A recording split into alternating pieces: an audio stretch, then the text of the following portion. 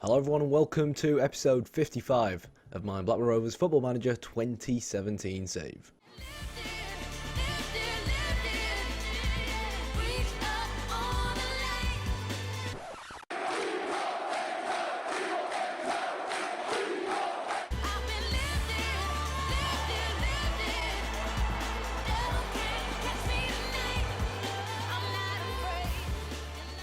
It's a bit of an awkward day today, because obviously Blackburn Rovers got relegated to League One earlier today.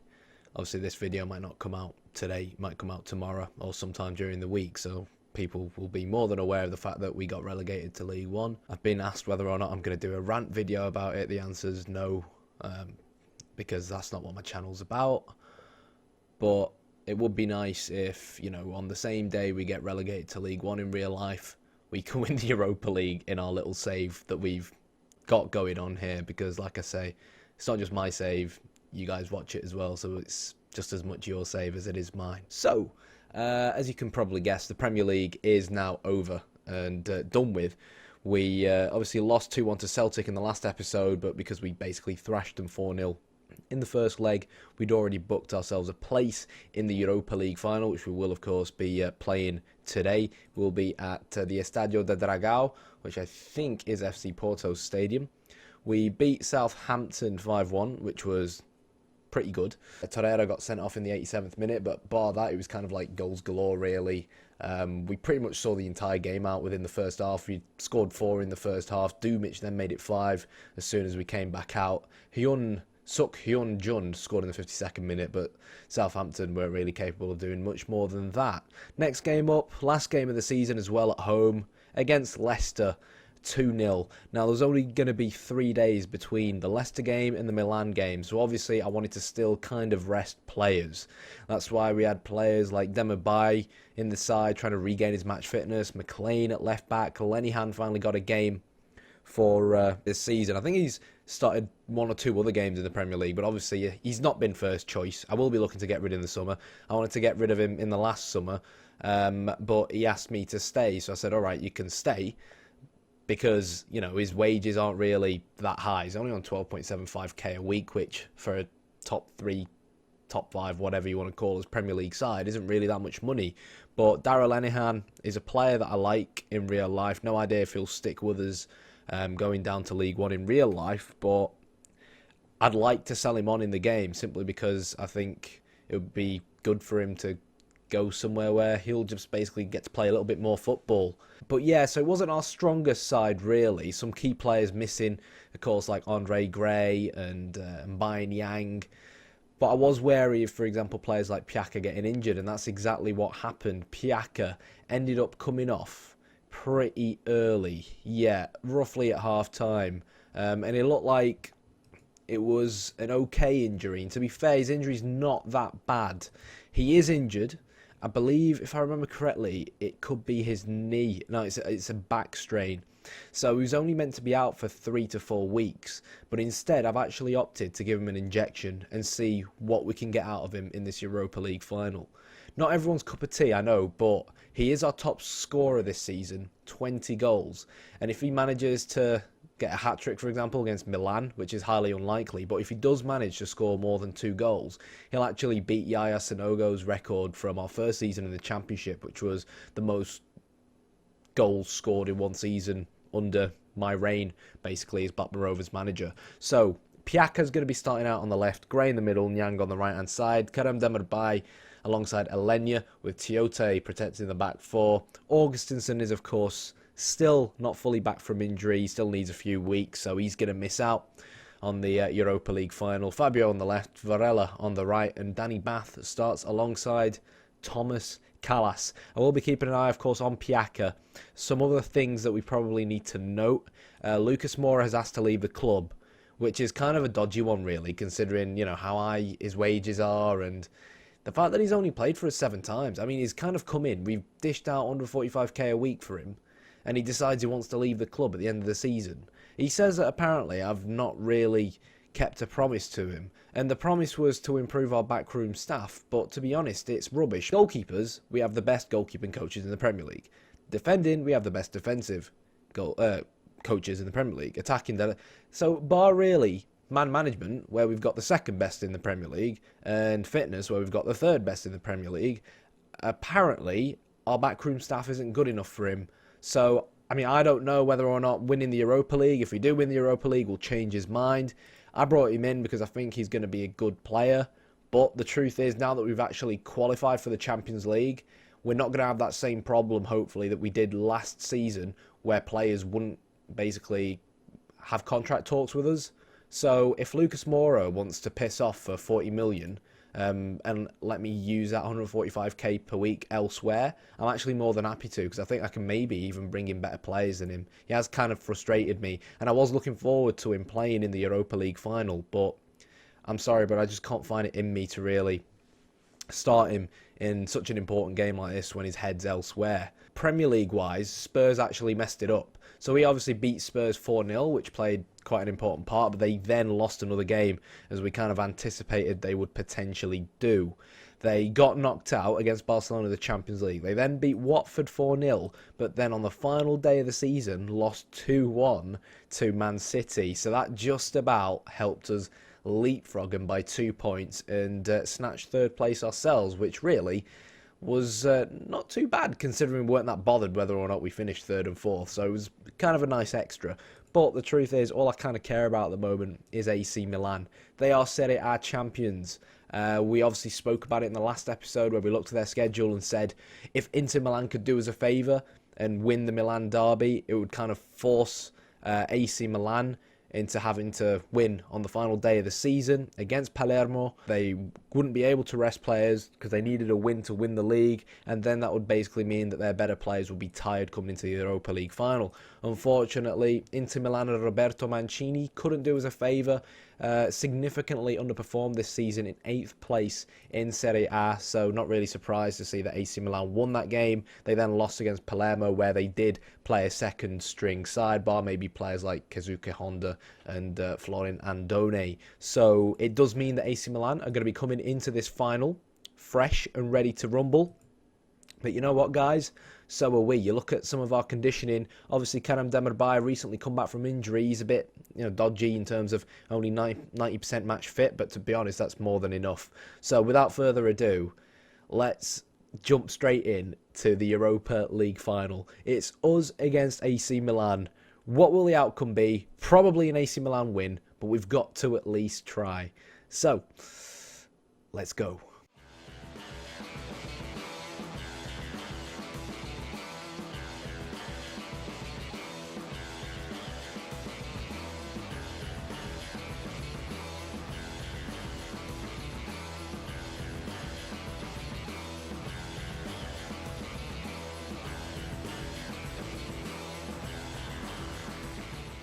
Okay, here we go then. The game we've all been waiting for. But let's take a quick look at starting lineups. Obviously, you guys will have already seen our starting lineup, but let's take a look at who Milan are playing. Inaki Williams and Carlos Bacca start up front, which isn't really surprising. And that reminds me, I should probably actually tell Tiote to man Mark Honda, because he was an important player for him last time out. We've got to be careful of these two. Bags of pace on both these forwards. Danny Bath starting ain't going to be great, but we're not playing with that much of a high line, and we're playing with a counter mentality as well. What I remember from playing these guys twice early on in this season, most of their width is going to be coming basically from João Pedro and Colo bombing down the wings. So for that reason, I'm actually going to start things off with both Fabio and Varela playing as defensive fullbacks, just to give us that extra bit of stability in the wide areas. I'm not too worried about what they've got centrally, nor their two centre-backs really. What we do know about their centre-backs is, well, Dendoneka, or however, Dendonka is a really good player in this game, and Ramagnoli is Italian, so you know he's going to be a beast in terms of defending anyways. We're going to start things off with a defensive mentality. Our tempo has been increased to much higher, because I feel like Milan are going to see a lot of the ball. They're going to play relatively direct as well, but they're going to basically leave a lot of space behind the fullbacks. So I want to be able to counter-attack them with a lot of tempo and utilise the pace on both Nyang and Piaka. Instead of playing out of the defence, we're basically going to be looking to exploit both flanks and clear the ball to the flanks. Now, we are playing with a narrow formation, so I am wary that that might not be ideal, But like I said, this is going to be experimental. Is it a good time to experiment in the Europa League final? Maybe not. But when I say experimental, I mean we're going to start off like this, see how much leeway we can find with this narrow formation out in the wide areas. Try and stay defensively solid for the first 10-15 minutes. And if it seems like we're struggling to hold on to the ball, then maybe reduce our passing directness. Maybe pull Niang and Piaka slightly wider and go from there. But that, ladies and gents, is going to be how we're going to be starting. So, yeah, let's see what happens. All right, then, here we go. So, there we go. We can see it already. Just look at that right wing back. He basically just becomes like an extra winger for AC Milan. So, 10 minutes gone already. And to be fair, Milan have seen most of the possession. Kind of waiting for the 15-minute mark.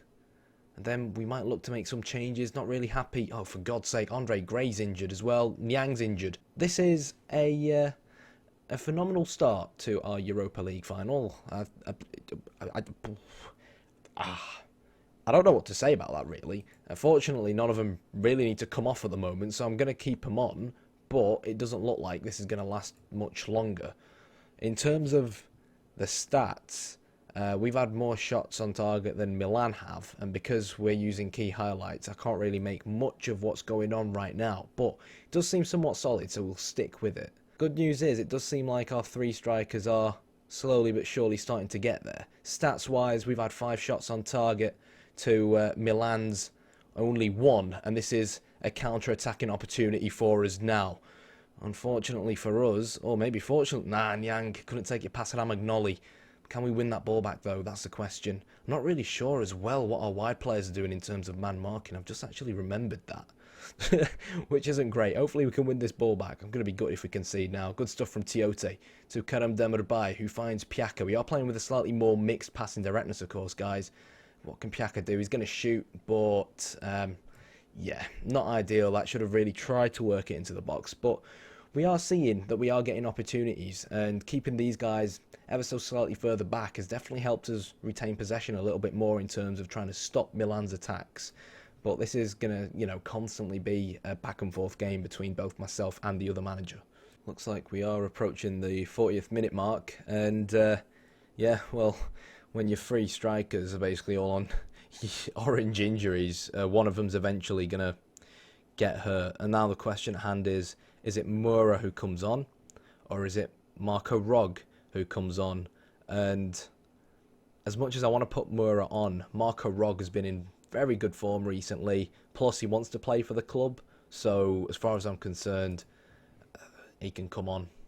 We're not really doing too much wrong, but what I'm going to do is actually change the highlights to extended, because I want to be able to see more. I don't want to basically, at the end of this game, regret the fact that we've had key highlights on and, I've missed something relatively simple and whatnot. Bacca seems to be playing slightly more forward.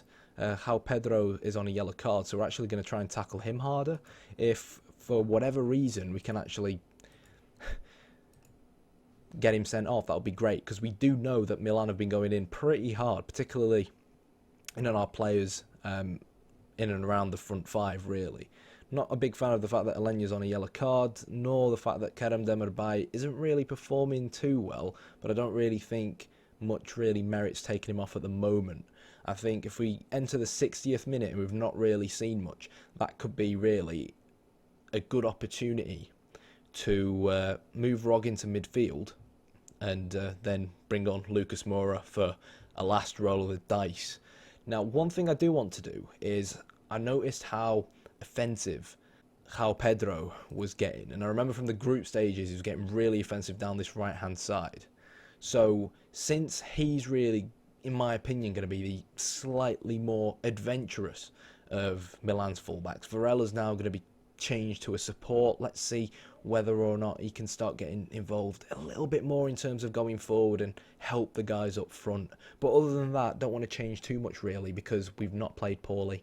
More than anything, I think we need to keep an eye out on what Milan end up doing differently. Varela, straight from the kickoff, started getting involved a little bit more. Rog, play that backwards to Piaka. I thought that was a really good opportunity there. Not quite sure why they took that approach. And Fabio, important, he doesn't lose it here. Rog shoots. He gets subbed on and scores in the Europa League final. I want to yell, I want to scream and shout and let it all out, but I've got a sore throat like I did in yesterday's episode. Piaka, he's had an injection given to him in his back. But, okay, focus now. It's also important that we don't go too negative as well, because we all remember what's happened to us against AC Milan in the past. So, can we put today's relegation behind us and win the Europa League? That would be phenomenal. That Andre Gray's not had the best game so far, and I do kind of want to take him off. I'm gonna make all I'm going to do is just basically select retain possession and reduce our tempo a little bit. So not major changes really. And we're also going to look to play out a defence rather than clear the ball straight to the flanks, simply because it's just about ball retention now. We've got the lead. Let's just try and increase our possession stats a little bit more, I think. But this is where we've got to be careful. Because of the three centre mids that AC Milan have, they're always going to be really good at winning the ball back. But this is where we need to pounce. When we win the ball back from them, we're kind of playing their own game at them here, to be fully honest. Quite narrow, trying to win the ball back with a lot of pressure in midfield and then look to counter-attack. Good head from Danny Bath, but we've not actually got anyone to recycle that in midfield. Kerem Demirbay comes in with the tackle. Andre finds Marco Piaka, where of course the last goal came from both Croatians linking up. Oh, what a goal! What a goal! And what a finish from Marco Piaka. I'm going to be regretting this yelling in the morning, but I don't care. What a goal. That was Messi-esque, that. Darted right past the entire AC Milan midfield and defence. And has made it 2-0 to Blackburn Rovers. Right, okay. Let's stay focused now. I do think Andre's going to have to come off. It's just a case of really, well, what are they doing? I mean, I know I put play out of defence on. The reason why I started the game with play out of defence off was because I know they play with two strikers. So the fact that they kind of play with two strikers means that they can apply more pressure onto our back four, which does also mean that play out of defence might not be too good of an idea. So we'll just see how it develops and how these AC Milan opportunities are coming.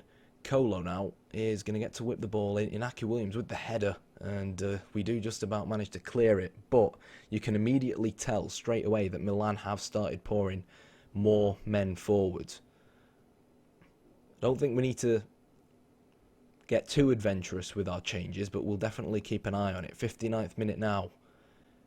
I'm pretty sure we were 2-0 up against these in the group stages, and then they bloody somehow managed to bring it back. A few moments later. Okay, so Romeu's going to come on and protect the back four. We're going to move Cheick Tiote into midfield because he's won a lot of tackles today. So we'll just set him as a ball-winning midfielder on defend. And, of course, we are going to have to take Andre Gray off. Even though he's got a rating of 8, I'm not really sure whether or not he merits that, actually. I don't really think he's done anything that phenomenal. Did he happen to get both assists? And I've just not noticed. I'm not sure really, but on 69%, I think we need a little bit more legwork up front. If we can get a third goal and really kill this final off, that'll be great. Because against a team like AC Milan, I still right now don't feel convinced that we've really even got the win. So for that reason, Lucas Moura is basically going to go up front. And I've not really got much of a choice. I don't want to play Lucas Moura after what's happened between both me and him. But like I said, I don't feel like I've really got much of a choice at the moment. I do want to bring these guys back a little bit. But I think if anything, we're going to change them to support just to try and, you know, change their mentality a little bit. And in terms of other things, I don't really think, again, we need to change too much other than tell the lads to be a little bit more disciplined. We've made all 3 subs as well, so let's see what happens. Let's hope that they don't end up tackling us hard, because if they do and we get another player injured or have to take a player off, it's not going to be good, but I've got faith in the lads. A few moments later. I'm pretty sure we were 2-0 up against these in the group stages, and then they bloody somehow managed to bring it back. When you're up against a team like Milan that have players like they do, oh God, no. No. No. Oh. We've conceded a set piece. I'm not happy with that. Okay. It's really tough. It really is. It leaves me in somewhat of a baffled state. I really don't know, what we want to look to change here. Particularly given that that goal has just come from a corner. We're still creating opportunities ourselves going forward. Let's not change it. It's just because I still have bad memories of where I've made too many changes against AC Milan in the past. I just feel like we should be able to see this game out, and we have enough men in midfield to do so. Lucas Moura now. It's just important that, like this, we play the ball backwards when we need to. Piaka shoots, good save from Donnarumma. That looked offside to me. Probably wasn't, I guess, because the linesman didn't put his flag up. I think we might have to also change our corners as well. I'm really not happy with how many men we're throwing forward for bloody corners, particularly knowing that AC Milan are a counter-attacking side. So 70th minute, okay, time to make changes. Like I said, we're just going to basically make sure that we have more people staying back. It's really that simple. So the AMC is staying back there, and I'm not quite sure why these are so different. They shouldn't be. We also want to give our fullbacks a little bit more protection, I'd say.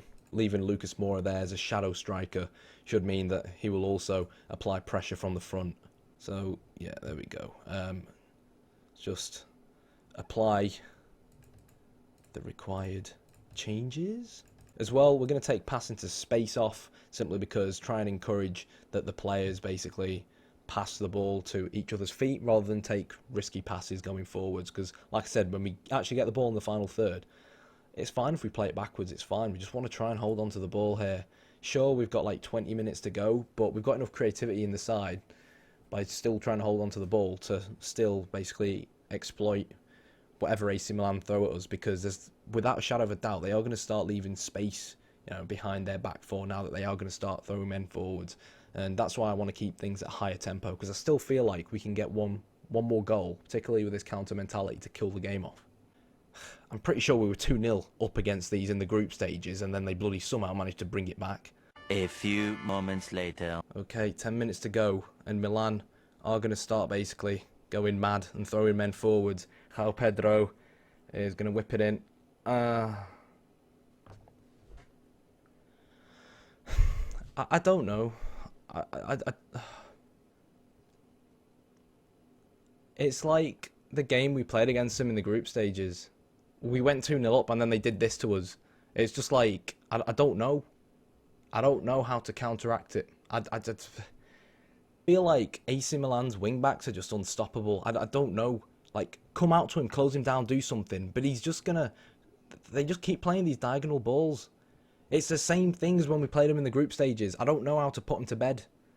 I just don't know how to nullify him. I mean, I know we're playing a narrow formation, but still, it's like... It's more the fact that my fullback ends up being one-on-one with their overlapping wing-back, right? And if he can get a tackle in, it's a phenomenal counter-attacking opportunity for us. And it just always seems like their wing-back turns into Messi and figures out a way to dribble past our fullback. It's just confusing. But this is a chance now. This is a chance. Marco Piaka. Oh, really good tackle there from Dendenecke, and that's probably taken the game to extra time. We do have a lot of these midfielders of ours, though, guys, that are on yellow cards as well, so there could be another twist in this tale. Come on, make a run, make a run. Not quite sure why they stopped making a run forwards there. Piaka's on 66%. Tell him I'm not happy. Piaka's confused and demotivated. I do kind of feel sorry for him, to be honest, because he's had a very, very good game himself. I'm just trying to think, what could I possibly do to shut them wing backs up? I'm even tempted, the same way we normally get these guys to man mark opposition wingers, to get them to man mark the opposition wing backs because of how forward playing they are. Honestly, I think I might even do that, So Piaka's on the left. Let's get him to man mark Pedro, which means Piaka will come back and make sure that both Pedro and Colo, because we saw it earlier on where they play them direct diagonal balls. If anything, again, we're going to go a little bit more mixed in terms of directness, which is what we did at the start of the game. Remove these two, try to exploit both flanks, and, well, clear the ball to the flanks, because that is where we know the space is going to be. But now that we've got these guys man marking back, I'm not even sure that's a good idea in its own right. So what we are actually going to do, we're not going to look to exploit either of the flanks. We're just going to look to try and clear it to the flanks. So hopefully, in terms of passing, they'll only clear it there if there is actually an option. But this is the problem that the man marking causes. So you can't even keep up with him because of how knackered he is. I'm not even sure if there's going to be any point, really. It might make more sense to just tell him, look, we've got to take a gamble. Don't even bother trying to man mark him. Because that way, if you don't track back, it gives us a counter-attacking option. But Milan, according to the stats, are just all over us at the moment. I mean, 90th minute, it's 15-minute halves, isn't it? So 105th minute is when it will be half-time. And then 120, yeah, that's it. So Piaka finds Lucas. And it's because we've got our fullbacks on defend, you know. So it's like we limit opportunities in terms of going forwards, and our players are ending up doing that. But at the same time, they play with two up front and this man here, and it's just like... It's almost like who wants to take the bigger gamble at the moment. And they're told to work it into the box as well, be a little bit more patient. I'm going to tell them to drop the tempo a little bit more. We've got a lot of tired legs out there. Honda's going to score this free kick. No, he hasn't. We've got a lot of tired legs out there, and it's almost a case of, do we want to take it to penalties, or do we want to gamble ourselves? If we go to the overview, we can see in terms of conditioning how they're looking. So they've subbed Andoni on, so there's going to be quite a bit of energy on him. But to be fair, their front two, I don't think, obviously Bacca that scored the equalising goal, have caused us too many problems. Romagnoli is, well, both centre-backs are kind of knackered, really. João Pedro's already on a yellow card, and Colo is on 67%. So Colo, he's not had the best of games, only on a 6.7, so he's down there left. So again, I'm going to tell Varela to get a little bit more adventurous down that right-hand side. See if we can get Rog and Varela causing a 2 versus 1 down that right-hand side. And for that reason, we'll try and exploit specifically the right flank. I'll actually move Piaka over towards the right-hand side for that reason. Tiote, I actually still want to make him a box-to-box on defend. But other than that, or I don't actually want him on defend, no, because we're struggling. You know, we want more runners off the ball. So we're going to go with that. If we end up conceding at this point, we end up conceding.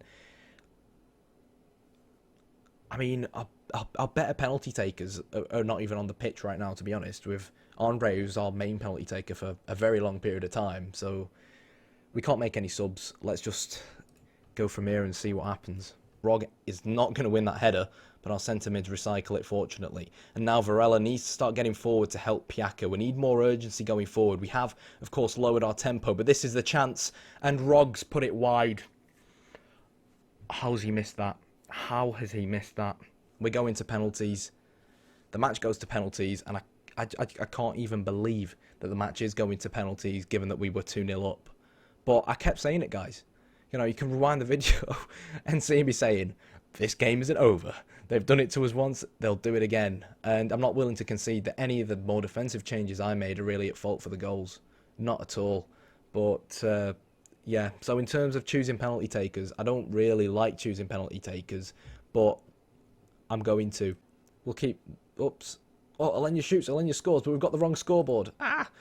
I was actually going to say, do we want to change the camera angle to maybe something slightly nicer, like behind the goal or something? I think I've given Rajkovic a lot of shit in the past, but this could be his chance to shine in goal. Bacca hits the post.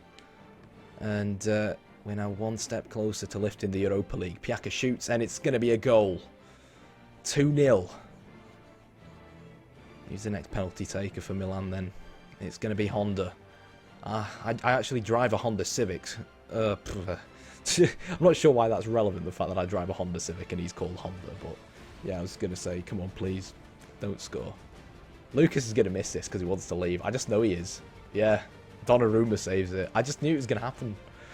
It's like, I've played Football Manager enough to know that, oh, player's looking forward to leave the club. Right, he's definitely going to miss this this penalty then. Even though he's, you know, the best player in our squad. Okay, Fabio, he's going to miss. No, he's scored, fair enough. Fabio's actually taken quite a few penalties for us. Obviously not our first penalty shootout that I don't think we've had on this channel. I'm not sure, this could be the first actually live penalty shootout that we've had. Good penalty there from Dendendocker, or however the hell you pronounce his name. Marco Rog won't let us down for this one, and he has. Donnarumma saves the penalty. Marco Rog. Andone, he's a striker. He's going to score this. Oh, that's crossed the line, but apparently he saved the penalty. That crossed the line. I don't know. Oh, that's a dreadful penalty. Look, when you've got a 2-0 lead in the Europa League final, you don't deserve to win it. And Rajkovic has proven me wrong here. I'm too old for this. I'm 22 years old. Like, Danny Bath, our captain, scores. Oh my God. Are we going to win the Europa League? Please. Come on, Rajkovic, make yourself a hero. Oh God, it's gone in. It's gone in. Varela. Oh no, he's doing like a fancy run up. I don't trust him. I swear that crossed the line. Cubas. Look how small he is. It's a save. The game's having me on now. Can we just not know like who wins this? Or Tiote. Tiote will score this. The man's a bloody Blackburn legend on this save. Come on. Hopefully the fans can put off João Pedro. I hate this guy. Constantly getting assists. Yes. Yes. Oh my God. Who's that guy wearing red? We've won the Europa League. I tell you what, if there was anyone in that AC Milan squad that I wanted to miss a penalty, it was João Pedro. Because that guy constantly gets assists for them. He got like an assist in each game against them in the group stages, and then got the assist for their equaliser. Oh my God. We're the Europa League champions. So even though we've already obviously guaranteed... Oh God. And then I remember that we got relegated in real life, and suddenly, you know, I get depressed again. But yeah, what was I going to say? I was going to say something. I forgot. Yeah. So obviously we got Champions League qualification through finishing third in the Premier League. But even if we dropped out, we would have got it through winning the Europa League anyways, and vice versa. So I'm not sure what's going to happen now. Marco Piacca actually got player of the match. He's run almost 20 kilometres. What a player. A goal and an assist. And I guess it proves that sticking an injection in his back was a good decision in the end. And now he can basically go and stop suffering from his back strain for an extended period of 5 weeks during the summer holidays, whilst he's having a rest, and I'm busy going from place to place with my checkbook signing new players. Kind of disappointed that Nigel didn't get to play, actually. Dumic didn't get to play either. But you know what? I don't care. I really don't care. Hopefully this convinces Lucas Moura to stay, because I'd still like to keep him at the club. If not, I think we can definitely still sign a replacement. I think if we look at the stats in the first half when we were 2-0 up, it was all us. So credit where it's due to Milan, who changed it and brought it back. They just increased the intensity, and it's unbelievable. We've seen that every time we played against them, to be honest. Inaki Williams did not show up, and that could be because I said I don't think he's a good player in the pre-match press conference. A question came up about Inaki Williams, and I was just like, yes, this guy was constantly like tearing us to shreds in the group stages. Let's see if I can put him off. Ivan Bebek didn't have the best game of his career. Make of that what you will, because to be honest, I don't care. To be fair, it's not really surprising he didn't have the best game of his career. It looked to me like they scored a penalty and it crossed the line, and it didn't. But there we go. We are the Europa League champions. Piacca is out. Nyang is out. Andre Gray is out. They're all out. We've been given 5.59 million quid for winning the Europa League final, which actually isn't that much money, but it'll do. I'm being praised. Brad Friedel's obviously very happy with it. So with the board, confidence, we're on 100%, which is nice. Okay, that's it then. We got best match as well as biggest overachievers, which was nice, especially considering that, ooh, this looks like a tidy player. Let's give him a scout. And obviously considering that we were the only English team really left in the Europa League after Stoke bottled it. So yeah, that was nice. That was definitely a legendary game, but not quite as legendary as this one with the bloody penalty shootout. And my heart rate's only just returned to normal. But before we go, I'm actually going to see if I can get a sniff of our transfer budget. Now, something came in early on to do with our transfer budget that gave me around 30 million quid, but it was quite a few games ago, and normally I think from experience it ends up changing once you actually reach the end of the season, so that could easily change to about 50 million given that we're in the Champions League and we've won the Europa League and whatnot. In terms of players we're going to bring in, I have absolutely no idea. So I'm going to do this press conference now. I'm going to go say a prayer in a hospital somewhere that these front three come back next season all guns are blazing without broken toes and knees and things, and we'll see what our transfer budget's going to be like. The fans player of the season is going to be Carlos Alenya to win it. I think the past few fans player of the seasons have really been, what's he called? Andre Gray. Goal of the season, Livio Nagel against Southampton. Now that happened in the 5-1 win against them only a few weeks ago. And I remember now, it's actually a goal I wanted to show you guys because it was that much of a phenomenal strike. Just let it load up now. Cheeky little camera angle here. Yang played it back to Nagel, and what a strike from the lads. I do have him working on long shots in training because of when we used to play with the box-to-box, and it was a fantastic goal from the youngster. He's actually developing relatively well. He's only 19. I think he'll only get better with time. I don't think he's going to kind of reach the heights that I thought he would, but in terms of being a decent squad player for his age, and he's been recently given a new contract on only 15.75k per week. In terms of his ability in relation to how much we pay him a week, he's an absolute bargain and a great signing for us, especially considering I only paid 1.8 million quid for him from Switzerland. Signing of the season, no surprise, Carlos Alenya, given that he was player of the season and a new signing. He's also going to get young player of the season, which also really isn't surprising. We are going to have to figure out a way to offer him a new contract. But given that we've kind of got Champions League qualification, I might be willing to see whether or not he'll be happy with about 75k a week, because he wanted around 80k a week last time round, and really it was never going to happen. Top goal scorer Marco Piacca. What an impact this lad's made. 8.75 million quid well spent. 13 goals in the league. Grabbed quite a few for us in Europe as well. Obviously 5 assists, 6 POMs, obviously that was more, which we've just discussed. Andre Gray got most of our assists, which is actually really nice, and it goes to show how much his role in our new tactical approach has changed from last season to this season. And by the way, I know at the start of this save I was kind of like constantly saying I'm not going to discuss tactics too much because we're still tinkering. I think it's safe to say at this point on that we're no longer tinkering. So after this video, I'll actually make sure that I do a video where we discuss our tactics in slightly more detail, which obviously is something we did with our old 4-4-2. But yeah, so Andre Gray reinvented has definitely gone well. Oriol Romeu, even though he's kind of been constantly rotating with Cheikh Tiote, he's not scored any goals nor got any assists. He's got our best pass completion percentage, which ain't too bad. Most red cards, Tiote, Varela and Yang. Most yellow cards, unsurprisingly, Fabio. And in terms of our season review, we finished third in the Premier League. Okay, we couldn't really defend the FA Cup, couldn't defend the EFL Cup, but who cares? We won the bloody Europa League.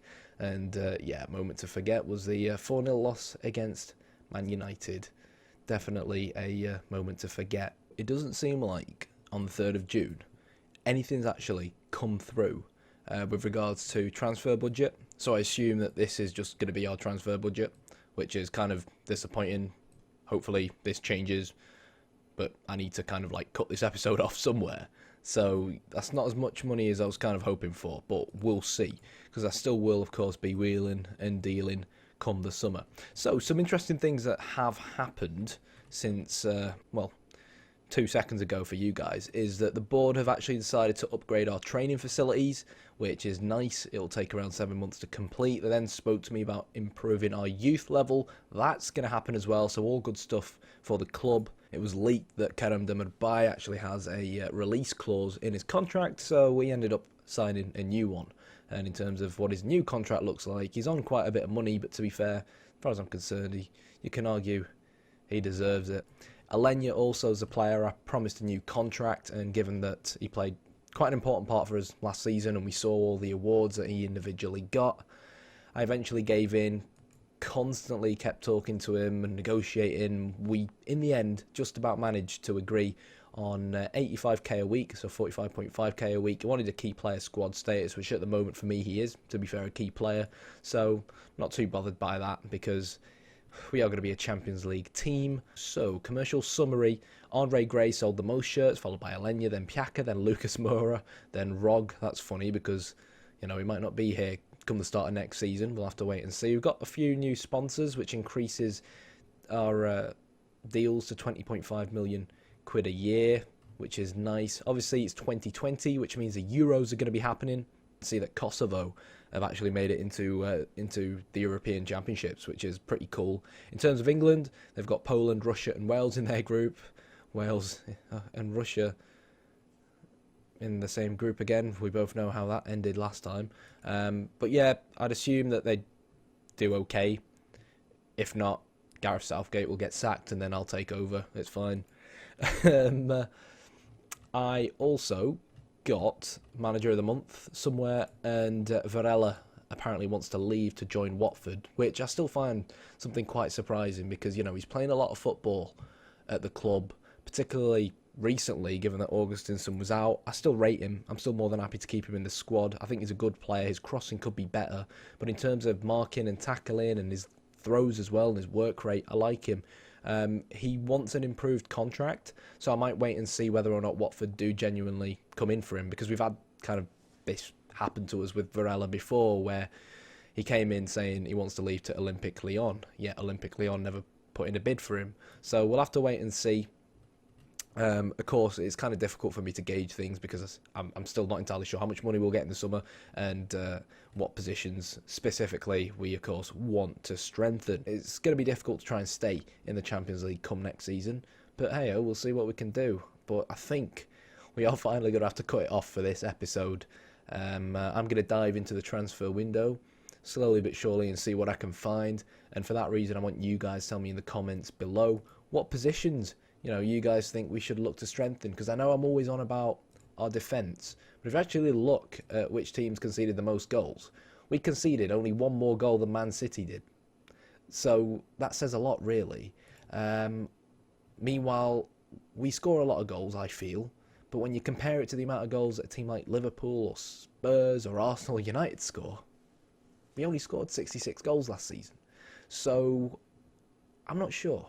What positions do you guys think that I need to strengthen? I mean, obviously, looking at this straight away, I wouldn't say it's our strongest side. Or would I? Yeah, it probably is our strongest side. I still feel like I'd like a world-class centre-back. Like, we have good centre-backs. 3 very good squad centre-backs. And we have some decent full-backs that do a good job. But I still feel like none of them are world-class, if you know what I mean. Versus taking a look at someone like Piaka, who, for me, immediately looks world class. 16 dribbling, I mean, acceleration and pace could easily be 16 as well if he trained them, maybe.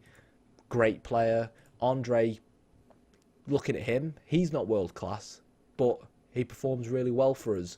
And, that's obviously something you need to do when you're managing a club like Blackburn on a limited budget. You've got to get the best out of players, and I think that's one of the main reasons behind our success. But I do feel like at this point, to really reach that next level, we need more Lucas Mouras. We need more Marco Piakas. So if I can get the best out of okay players like Andre Gray, imagine what we can do when I can get the best out of world-class players, if you see where I'm coming from. But yeah, that's going to be it for this episode. Let me know in the comments below what positions you think I should look to strengthen, and any players suggested, I'm looking at you, Jake, would also be really helpful. So, on that note, if you've enjoyed yet another awesome season, hit the like button, hit the subscribe button. As well, like if you've got friends that like watching Football Manager, feel free to send my channel over to them. And big thanks and shout out to the regular guys that comment. It means a lot, but I guess I'll see you guys next season. Also, one more thing. We're actually going to be doing pre-season in America. I got the option to like choose between America and I think South Korea and China. So I chose America. I think that's a safe option, even though Trump is there nowadays. So that maybe we would have been better off going to China. Plus, the food would have been a lot better. But anyways, see you next time.